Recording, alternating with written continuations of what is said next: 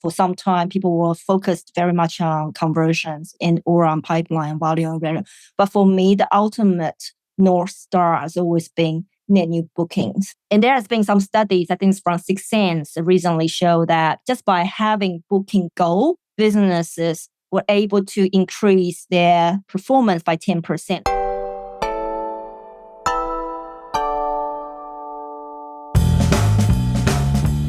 Hello and welcome to Confessions of a B2B Marketer. My name is Tom, your host, and today we are joined by Winnie Palmer, who is a Senior Director of Marketing at Seismic, Sales Enablement Technology. And today we talk about what Winnie learned from the last year or 2 years marketing at Seismic, what is the focus for 2024, and then also the use and use cases of AI in B2B at Seismic right now. So we'll jump into that after we give a quick shout out to Fame.so, the company that are producing this show. If you want one like this, then please go to Fame.so, request a proposal, tell them that I sent you, and then we will make sure we look after you in the process. And it also gives me some attribution for this pod, which is always useful when requesting budget from the budget holder, which also happens to be me. Anyway, let's jump into this discussion with Winnie right now.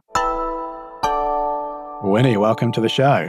Thank you for having me. So I want to talk about primarily your view on the world of digital and how it's evolved, let's say, over the past few years or even longer, because obviously I don't want to age you at all, but you have been in the game for a few years. And so I'd love for your input on how you see things changing in the world of digital marketing. I think digital has changed a lot, but on the other hand, it hasn't at all. And this is how I see it. Fundamentally for me, digital is about leveraging data, content tools to deliver personalized experience at scale. And while you do that, you need to have quite a robust processes and tracking in place to ensure ongoing optimization of performance. And that's what I've always understood as the heart and soul of digital marketing. Do you agree? That sounds like a good definition. It sounds like a definition that is almost timeless, which I guess is your point to digital marketing, maybe not changing that much. I think the why hasn't changed, but a few things have changed though. Of course, at the implementation level, one thing I can call out, everybody knows this already, is the increased sophistication of digital marketing. And we can throw in AI already now. A decade ago, when we talk about digital, we would talk about maybe targeted content distribution and interactive experience. Now with AI, not only we have a way to predict propensity to buy and automatically recommend content. Now with AI, we have a way to become highly contextually relevant, and videos are great examples. You can now serve ads in YouTube programmatically based on weather forecast. Really? Yeah, literally serving different versions of ads based on whether it's sunny or raining, whether it's hot or cold, and overlaying that with the understanding of a specific piece of video to help ensure contextual relevancy and brand safety intelligently. So all this is done in an automated fashion as well. And this is a lot more advanced than a decade ago. And I think there's a second point is that there's an increased emphasis on integration. And I'm not talking about integration across the various marketing mix. I'm talking about integration between sales and marketing. Or even further than that, integration between sales, marketing, customer success partners, and professional services teams even.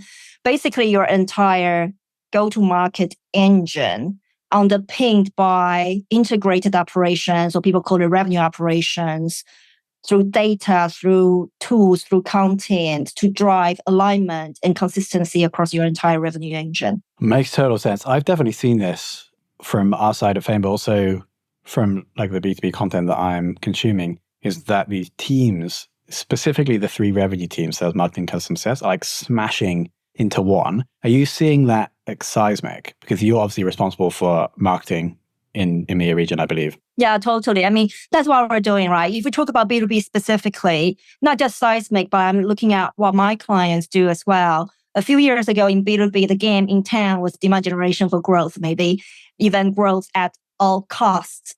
At least that's how it was like for SaaS firms back then. But it's a bit like that for other businesses too, where the money was relatively cheap. Now the market condition has changed and the focus is no longer just about growth for the sake of growth, but efficient growth, sustainable growth, profitability. So you do need to have a way to really drive more productivities and efficiencies into your go-to-market engine. Therefore, like you're saying that before, all the different functions need to come together. And at Seismic, what we're doing is an increased focus on end-to-end customer lifetime value.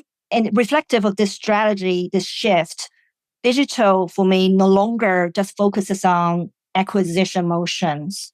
What it means is that it starts to play a role in account-based marketing, customer expansion, renewal, upsell, cross-sell, and driving that continuous buyer engagement and customer advocacy over time. That makes sense? It makes total sense. Yeah. But is that your job as the marketing leader? Should that not be with the head of customer success? Well, who owns the channel, who owns the tool is the person who's going to drive the program. At Seismic, the customer marketing piece, if you want to call that out specifically, it's of course a collaboration. We are talking about integration. It's not one person or the other person doing this in silos or one team or the other team. But the point is that digital can enable all this because digital has the inherent capabilities to deliver personalization at scale. Makes total sense. So are you saying then that your role has shifted a little bit in that it's less focused on acquisition and more focused on ensuring that the customers that you do have stay with you for longer and spend more money? Good question. I would say the balance definitely has changed. For many, many years, marketing, at least for my role in our space, building a new product category, building new market, is about net new acquisition. So there was a very heavy emphasis for marketing to invest in acquisition. Now, since the time changed, just like any other businesses, we're seeing more and more revenue represented within our existing customer base. So it's not just the adoption part that is still customer success's remit, but how do we map out the accounts? How do we provide intelligence to enable account-based marketing, account-based selling, and the sales enablement at the back of it all follow the same principle, right? Aligning your content with your selling motion to deliver that personalized buyer experience and using technology to help you deliver that. Yes, my role has changed. And you're, I guess, now more tightly integrated with your counterpart in sales and your counterpart in customer success. Yes, I sit in as a part of the revenue engine, the international market expansion, if you like, or just a general GTM leadership team. We have our cadences and metrics aligned across all the different functions to ensure that at the metrics level, the priorities are all aligned. And at the program level, there's a forum for us to exchange ideas. Interesting. So you're saying then that this GTM leadership team, you have shared metrics and the success of the marketing function would be that all of those metrics are hit along with sales and customer success. So it's like you're not pulling in different directions. It's all towards these shared metrics. You're trying to find a holy grail, Tom. The best way I would answer that question, maybe just to share a little bit how marketing is measured. Would that be helpful? Yes, please. Yeah. So the company, and I think Seismic is a good example of how the other SaaS companies are doing that as well. So we're not really unique. This is just one example of many. But from the company OKR standpoint, that is very clear. It's a very good way to align your different functions towards a common goal. So that's the starting point. Now, within marketing, what we are looking at now is no longer just about pipe generation, but full funnel motion. What kind of metrics that we measure and track and optimize to deliver that OKR within marketing, that might be slightly different from what customer success team will be tracking and what sales teams will be tracking. But certainly the goal and the program and also the GTM motion is very well defined. We've got two funnels. There's an inbound funnel, there's ABM funnel. And within the funnel, each of the conversion points are well defined as well and communicated out with our sales counterparts. In that case, the transparency is complete. People can see what we are trying to do. Likewise, I get to see what customer success are tracking, what sales are tracking, and share that knowledge and know-how. And in that way, we're not working in silos. We actually can see why people are doing certain things a certain way and can contribute to each other's work.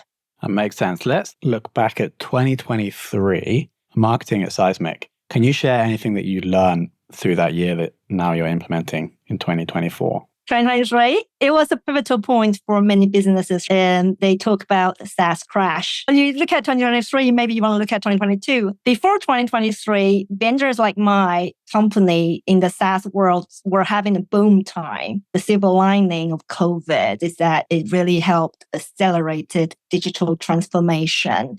And because buyers of businesses have no option but to switch to virtual selling overnight. In that world, MarTech and sales tech firms like ours really benefited from this shift. And because these technologies provide operational muscles to enable businesses to effectively sell remotely. And you, just to jump in, you joined just at the right time because you joined May 2020. I bet you joined and then the revenue graph or the pipeline just went vertical and they were like, Winnie, what did you do? Like, how did you do this for us? Anyway, back to your answer. Yeah, thank you. Thank you for calling that out.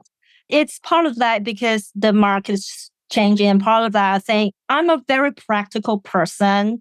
And thinking back to that is almost 4 years ago now, I was very clear that I didn't have the luxury of time to build a funnel from top to bottom.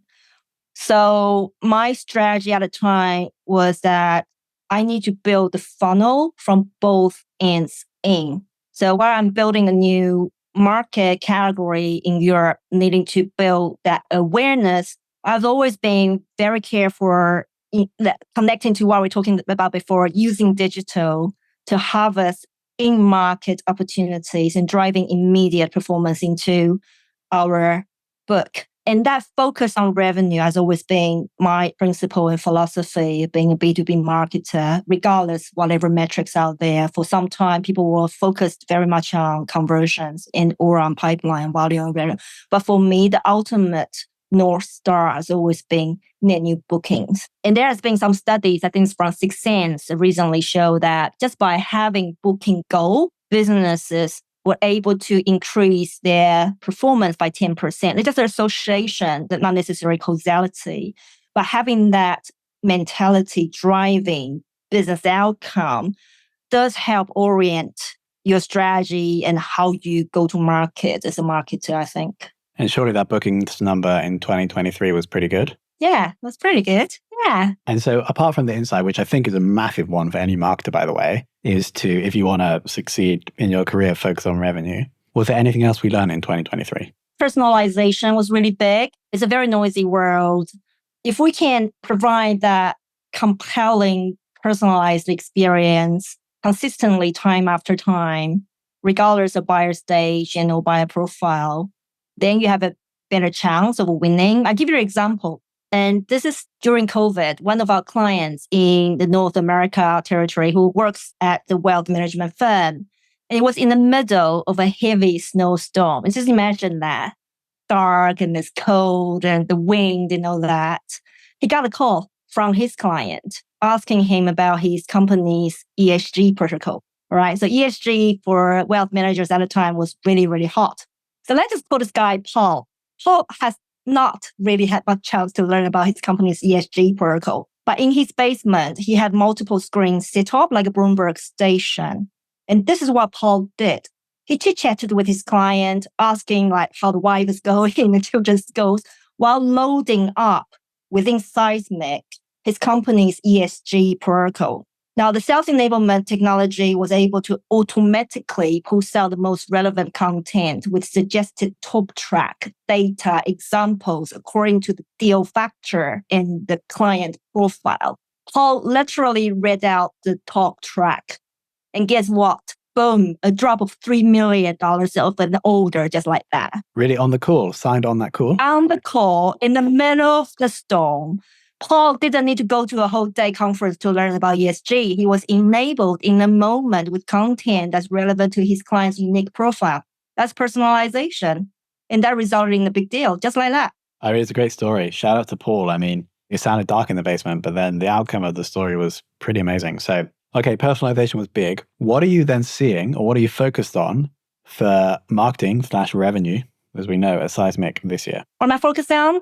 I feel 2024 feels like a time of recovery. And maybe I'm over optimistic, but we're sort of starting to see, or at least hoping it's true, that the market is starting to recover a little bit. The reason why I'm saying that is buyers have been tightening their belts for some time, and they have got to move on. you can only hold back on investment for so long before it starts to hinder your competitiveness and customer experience.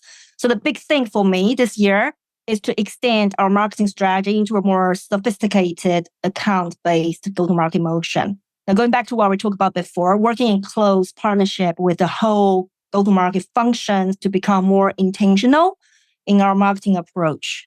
That makes sense? So like leveraging intent data to identify accounts that have increased urgency to buy, or things like white spacing, new opportunities, and working with customer success team for account expansion. Makes sense. So when you say be more intentional, I think it's like what you're saying is that you have this certain amount of budget or resources in the marketing function, and you just want to be sure that they're being used on opportunities that are going to, or ideally will convert. And that's more of a focus now because I assume the budgets or the resources that marketing have maybe less this year than they were in 2022, for example. Yeah, I think you're totally right. The scrutiny on budget is just so heavy at the moment. Intentional in terms of tightened targeting, but also time, the speed to revenue. Unfortunately, we just don't have the luxury to build market for next year. We need to deliver within this financial year. So what do, right? So you look for signals through maybe intent data or ABM providers to help you pinpoint where the quickest way to revenue is. And that's important. And also working with your sales and customer success team to map out maybe an upgrade path, perhaps cross-sell, upsell path. So you can be really intentional when you talk to the account, specifically aligning your content to maybe a use case or maybe a portfolio solution that you are trying to angle for your client to help them grow their business. Makes sense. Now, I actually haven't talked about this next subject on this podcast yet. I was kind of holding off because, hey, it's all, in my opinion, a lot of the content about this subject is like hype. But now for the first time, we're going to talk about it. And we're going to talk about AI in B2B and in digital moving forward into 2024. And to avoid this just being like the hype stuff that I'm hearing all the time, I would love to know some real use cases that either you're planning with AI for Seismic or that you're already using. You're absolutely right. A lot of the hype around AI, I mean, the generative AI sort of like burst into the masses consciousness about this time last year, isn't it? But I think AI is now, and we have been using AI a while at Seismic actually. We use different teams, use AI for different purposes.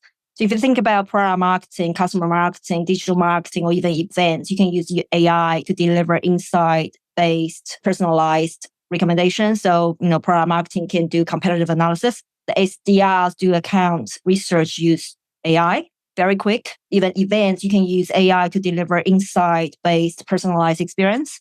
And for me, international marketing, we're certainly using AI to rapidly localize websites, local SEOs, rapid A/B testing for websites, competitive analysis, and all that sort of thing. And sales enablement, of course, you use AI-powered sales enablement to provide contextual advice for your sellers and enable your sellers to practice at the individual level with their AI to help them perfect their skills and knowledge. And these are the things that we are doing already. Actually, it's worthwhile mentioning that we recently did a research on AI enablement.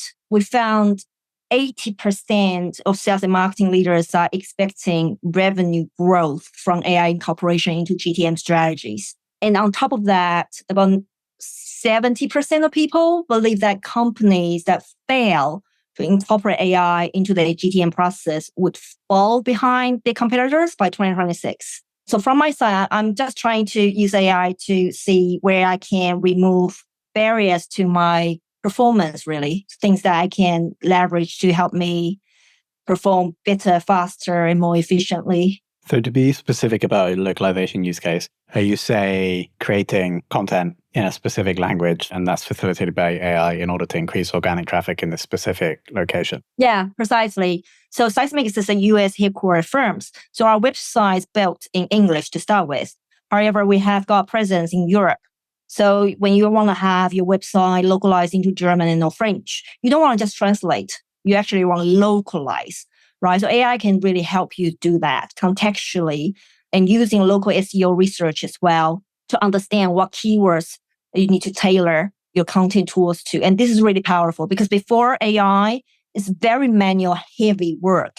And now with AI, it really just helps so much, speed things up and then becomes a lot more intelligent as well. Yeah, makes sense. And so whatever small cost you have of that person and the AI that are doing that, you're then able to directly see the increased number of demos or organic traffic and then ideally demos from those pages and then track the ROI on that AI investment, right? Yeah, and it's not just text, it's videos or your multimedia designs as well. And then you talk about human cost.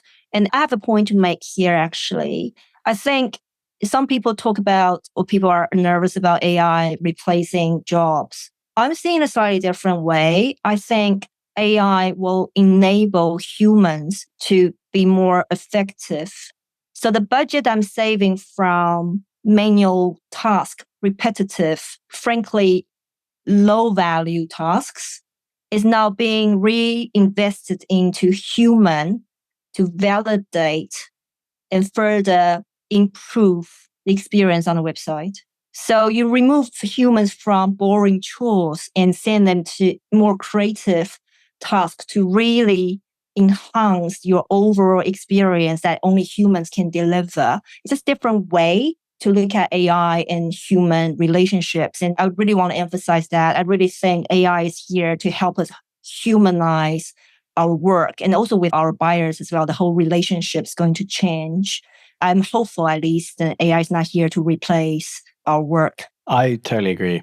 I think that we have like microchips at the bottom, like more like routine non-AI computers. Then slightly above that, we had the AI that can do more complex work, but still without that human touch. And then we're going to have all the humans above that. And so adding that AI slice in there is just going to shift the humans up to do this more complex, valuable, but fulfilling work for the team. So totally with it. So I guess then to summarize, you're saying that AI in marketing or AI in B2B is not all hype and you're already seeing real use cases and you can see more real use cases coming in 2024. I think so. Yeah. A Seismic is what we're doing today.